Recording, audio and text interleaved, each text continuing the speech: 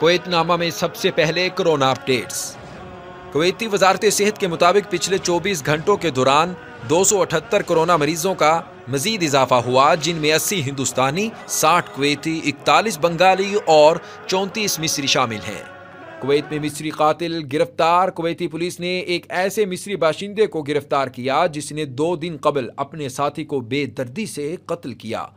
ابتدائی تحقیق میں اس مصری باشندے نے اپنے ساتھی کے قتل کا اعتراف کیا، جس کی بنیاد پر اس کو جیل بھیج دیا گیا۔ واضح رہے، اس جرم کی سزا کویت میں پھانسی ہے۔ کویت میں ایک بار پھر مکمل لاک ڈاؤن لگنے کے قوی امکانات۔ کویتی اخبار الانباء کے مطابق کویت میں مکمل لاک ڈاؤن کے امکانات بہت زیادہ ہیں۔ اس خبر کے وائرل ہونے پر کویت میں لوگوں نے ضروری سامان کی خریداری کے لیے بازاروں کا رخ کیا، جس کی وجہ سے روڈ جیم اور بازاروں میں لمبی لمبی قطاریں لگی نظر آئیں۔ کویتی بلدیہ کی کارروائی جاری۔ تفصیلات کے مطابق کرونا وائرس کی روک تھام کے لیے کویتی انتظامیہ نے 75 دکانوں اور مارکیٹوں کے جرمانے اور 39 دکانیں سیل۔ کویت میں ٹی وی پر براہ راست پروگراموں میں مہمانوں کو بلانے پر پابندی۔